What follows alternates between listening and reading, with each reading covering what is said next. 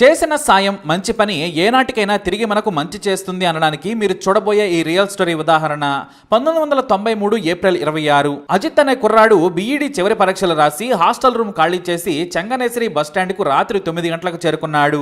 కానీ సరిగ్గా 5 నిమిషాల ముందే బస్సు వెళ్లిపోయింది. దీంతో ఏం చేయాలో అజిత్ కు అర్థం కాలేదు. ఆ రోజుల్లో చెంగనేశ్వరి అనేది అతి చిన్న పట్టణం. బస్సులు తప్పితే ఆటోలు కూడా పెద్దగా దొరికేవి కావు. చివరి బస్ మిస్ అయింది. మళ్ళీ తన ఊరెళ్లేందుకు బస్ దొరకాలి అంటే 10 కిలోమీటర్ల దూరంలో ఉన్న మువ్వట్టు పులక వెళ్ళాలి. ఏం చెయ్యాలి అని ఆలోచిస్తూ ఉన్నాడు. ఇక తన లగేజ్ తో బయటకు వచ్చి రోడ్డు పక్కన ఏమైనా లారీలు కానీ ఇతర ప్రైవేట్ వాహనాలు కానీ దొరుకుతాయేమని చూశాడు. కానీ గంటైనా సరే ఏమీ దొరకలేదు. చివరకు ఓ ఆటో వ్యక్తి వస్తూ ఉన్నాడు. తన జేబులో 100 రూపాయలు మాత్రమే ఉన్నాయి. అవి కూడా తన గ్రామానికి చేరుకునేందుకు బోటాబోటీగా సరిపోతాయి. కానీ ఆటోకు డబ్బులు లేవు. అసలు అతను ఎటు వెళ్తున్నాడో కనుక్కుందామని ఆటోని ఆపాడు అజిత్. ఆటోకు చెయ్యి అడ్డు పెట్టగానే డ్రైవర్ ఆపాడు. మీరు ఎక్కడికి వెళుతున్నారు అని ఆటో డ్రైవర్ని అడిగాడు అజిత్. నేనెక్కడికి వెళ్తే నీకెందుకు, నువ్వెక్కడికి వెళ్ళాలి, నీకు ఆటో కావాలా అని కాస్త కటువుగా సమాధానం చెప్పాడు ఆటో డ్రైవర్. నా పేరు అజిత్, ఈ రోజే బీఈడీ చివరి పరీక్ష రాశాను. స్నేహితులతో గడపడం వల్ల బస్ మిస్ అయింది. నేను మా ఊరికి వెళ్ళాలంటే మళ్ళీ మువ్వట్టుపులకు వెళ్ళాలి. అక్కడి నుంచి ఏదో ఒకటి నాకు దొరుకుతుంది. కానీ నా దగ్గర డబ్బులు లేవన్నాడు అజిత్. ఇక్కడ నుంచి 10 కిలోమీటర్లు ఉంటుంది. పైగా రాత్రి 10 దాటింది. 100 రూపాయలు ఇస్తే వస్తానన్నాడు ఆటో డ్రైవర్. 1993లో 100 రూపాయలంటే చాలా ఎక్కువ. పైగా చదువుకునే మధ్యతరగతి విద్యార్థి. నా దగ్గర 100 రూపాయలే ఉన్నాయి, అదనంగా లేవు. ఉంది ఒకే 100, అది కూడా మువ్వట్టుపుళ నుంచి మా ఊరికి చేరడానికి 2 బస్సులు బారాలన్నాడు అజిత్. మీరు నన్ను అక్కడ ఇప్పుడు దింపితే కొద్ది రోజుల తర్వాత వచ్చి మీకు 100కు 100 రూపాయలు అదనంగా ఇస్తాను, వస్తారా అని బ్రతిమలాడాడు. కానీ ఆ ఆటో డ్రైవర్ మాత్రం మీ స్నేహితులు ఉన్నారని చెప్పావు కదా, అక్కడ ఫ్రీగా దించుతాను, ఈ రాత్రికి మీ స్నేహితుల దగ్గర ఉండొచ్చు కదా అన్నాడు. నా స్నేహితులంతా వెళ్లిపోయారు, నేనే చివరిగా ఉన్నానని చెప్పాడు అజిత్. చివరకు చాలాసేపు ఆలోచించిన తర్వాత నాకు మళ్ళీ తిరిగివ్వాలి. 10 కిలోమీటర్ల దూరం. నాకు వచ్చేటప్పుడు కూడా ఎవరో ప్యాసింజర్లు దొరకరు. కానీ నాకు 100కు 100 తిరిగి ఇచ్చేయాలన్నాడు ఆటో డ్రైవర్. తన పేరు వి బాబు అని చెప్పి అడ్రస్ రాసిచ్చాడు. తన ఆటో నంబర్ కూడా రాసుకోమని చెప్పాడు డ్రైవర్. సరేనని ఆటో డ్రైవర్ వివరాలు రాసుకొని ఒక బ్యాగ్ మరో సూట్ కేసును ఆటోలో పెట్టుకున్నాడు అజిత్. అతన్ని అరగంటలో మువ్వట్టుపుళలో దించాడు. అక్కడ అజిత్ కి టీ కూడా తాగించాడు ఆటో డ్రైవర్. ఆ తరువాత మీరు చేసిన సాయం జీవితంలో మరిచిపోను, మీ రుణం తీర్చుకుంటానన్నాడు అజిత్. అప్పటికి అతని వయసు 24 ఏళ్లు. పర్వాలేదులే, ముందేదో సీరియస్ గా అడిగాను, చదువుకునే కుర్రాడివి కదా, నీ కష్టం నాకు అర్థమైంది. నువ్వు మా టౌన్ కు వచ్చినప్పుడు డబ్బులు ఇవ్వమని చెప్పి ఆటో డ్రైవర్ వెళ్లిపోయాడు. అక్కడ నుంచి ప్రైవేట్ వాహనంలో తన ఊరికి వెళ్ళాడు అజిత్. అయితే తనకు సాయం చేసిన ఆటో డ్రైవర్ కోసం ఎప్పుడు చెంగనేశ్వరి వచ్చినా సరే తిరిగి డబ్బులు ఇచ్చేందుకు చాలా సార్లు ప్రయత్నించిన ఆ ఆటో డ్రైవర్ మాత్రం దొరకలేదు. అతను రాసిచ్చిన అడ్రస్ లో ఆటో డ్రైవర్ బాబు ఉండడం లేదని, వేరే చోటకు వెళ్ళాడని తెలిసి బాధపడ్డాడు. చాలా మంది ఆటో వాళ్ళను అడిగినా కూడా సమాచారం ఇవ్వలేదు. అలా 10 ఏళ్లు గడిచిపోయాయి. అయినా సరే అజిత్ ఆటో డ్రైవర్ ని వెతుకుతూనే ఉన్నాడు. మళ్ళీ ఏదో అనుమానం, ఇంకా ఆటో తోలుకుంటూనే ఉంటాడా అని. ఈ విషయాన్ని అజిత్ తన స్నేహితులకు కూడా చెప్పాడు. వాళ్ళకి కూడా వెతకమని సూచించాడు. అలా అలా సంవత్సరాలు గడిచిపోతూనే ఉన్నాయి. 1993లో తనకు రాత్రి సాయం చేశాడు. ఆ వ్యక్తి నాకు ఆ సమయంలో దేవుడిలా వచ్చాడు. బస్ స్టాండ్ లో టీ కూడా తాగించాడు. నేను ఎలాగైనా సరే అతనికి డబ్బులు ఇవ్వాలని చెప్పాడు అజిత్.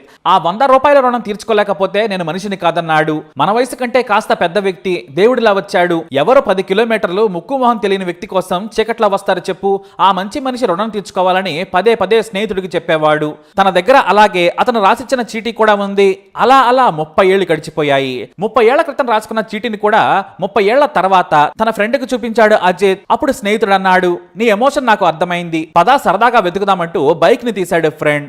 తన స్నేహితుడితో కలిసి ఉదయం నుంచి బైక్ మీద మెయిన్ రోడ్డు మీద నుంచి గల్లీ గల్లీ తిరుగుతూ వెతకడం మొదలు పెట్టారు. మధ్యాహ్నం లంచ్ కూడా బయట చేశారు. తనకు సాయం చేసిన వ్యక్తి దొరుకుతాడా, అసలు ఈ టౌన్ లోనే ఉన్నాడా అనే అనుమానం వారిద్దరికి కలిగింది. మనం అనవసరంగా వెతుకుతున్నామేమో, 30 ఏళ్ల పాటు ఆయన ఇంకా ఆటోనే తోలుకుంటూ ఉంటాడని ఎలా అనుకుంటున్నామని స్నేహితుడు అజిత్ ను నిలదీశాడు. కానీ అజిత్ మాత్రం నాకు అదంతా తెలియదు, నా 6th సెన్స్ మొదటి నుంచి అదే చెబుతుంది, అతను ఎక్కడే ఉన్నాడు, కానీ నాకు దొరకడం లేదు, పద ఎలాగైనా సరే పట్టుకోవాలని తీవ్రంగా ప్రయత్నించగా సాయంత్రం 4 గంటలకి స్నాక్స్ తిని టీ తాగుదామని ఓ చోట ఆగారు అజిత్ అతని ఫ్రెండ్. వాళ్ళు టీ తాగుతుంటే పక్కనే ఓ అతను ఆటో డ్రైవర్ మాదిరిగా కాకి చొక్కాను తన షర్ట్ పై వేసుకుని టీ తాగుతూ ఉన్నాడు. అతని కళ్ళలోకే చూస్తున్నాడు అజిత్. దగ్గరికి వెళ్లిపోయాడు. మీరు వి బాబు కదా అన్నాడు. వెంటనే అవతల వ్యక్తి టక్కుమని అవునన్నాడు. అయితే అజిత్ కు ఎక్కడో అనుమానం. మొహం చూస్తే అలాగే ఉంది, కానీ ఆటో మాత్రం వేరుగా ఉంది. దీంతో ఒకసారి నేను చీకట్లో చూసిన వ్యక్తిని మళ్ళీ నేను గుర్తిస్తున్నానా లేదా అని, లేదంటే వేరే వ్యక్తికి డబ్బులు ఇస్తానని భయపడ్డాడు. మీరు నాకు 30 ఏళ్ల క్రితం ఆటో సాయం చేశారు, మీకు 100 రూపాయలు ఇవ్వాలి, నేను ఆ విషయం మీకు గుర్తుందా అని అడిగాడు అజిత్. నాకెందుకు లేదు, ఆ రోజు బస్ స్టాండ్ లో దించాను, టీ కూడా తాగించాను కదా అన్నాడు ఆటో డ్రైవర్ వి బాబు. దీంతో ఒక్కసారిగా అజిత్ అతడిని గట్టిగా హత్తుకున్నాడు. నేనే అతడిని, ఆ అజిత్ నేనే అన్నాడు. మీ ఇల్లు ఎక్కడా అంటే పక్క వీధిలో అన్నాడు ఆటో డ్రైవర్. అజిత్ ని అతని స్నేహితుడిని వారింటికి కూడా తీసుకెళ్లిపోయాడు ఆటో డ్రైవర్. అతని ఫ్యామిలీని కూడా పరిచయం చేశాడు.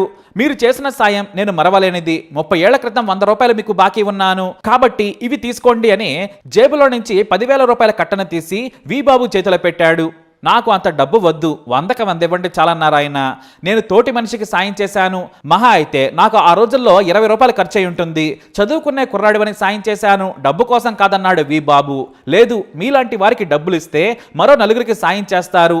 మీరు ఈ 10,000 తీసుకోండి, మీకు ఎలాంటి సాయం కావాలన్నా చేస్తాను. నేను గవర్నమెంట్ టీచర్గా పనిచేస్తున్నాను.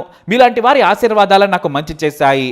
నేను సంతోషంగా ఉన్నానని కుటుంబ సభ్యులను పరిచయం చేసుకున్నాడు అజిత్. అతని మంచితనం చూసి డ్రైవర్ కుటుంబ సభ్యులు ఆశ్చర్యపోయారు. ఈ రోజుల్లో తీసుకున్న డబ్బే సరిగా ఇవ్వడం లేదు, సొంత వారికి సాయం చేయడం లేదు. మీరు 30 ఏళ్ల క్రితం విషయం గుర్తుపెట్టుకుని వచ్చారని అంతా అభినందించారు. తన కొడుకు పెళ్లికి మిమ్మల్ని ఇన్వైట్ చేస్తానని చెప్పి మరి అజిత్ సంతోషంగా ఫ్రెండ్తో కలిసి వెళ్లిపోయాడు. ఈ విషయాన్ని స్థానికంగా ఉన్న మనోరమ జర్నలిస్టు చూసి ఈ కథను ప్రచురించారు. దీంతో ఈ కథ వైరల్గా మారింది. అందుకే మనం మంచి చేసినా సాయం చేసినా సరే ముందు కాస్త ఇబ్బంది పడొచ్చు, కానీ అంతిమంగా మంచి జరుగుతుంది అనడానికి బెస్ట్ ఉదాహరణ ఈ స్టోరీ. మరి ఈ రియల్ స్టోరీపై మీ అభిప్రాయాన్ని కమెంట్ ద్వారా తెలియజేయండి. వీడియోని లైక్ చేయండి, షేర్ చేయండి, మా ఛానల్ని సబ్స్క్రైబ్ చేసుకోండి.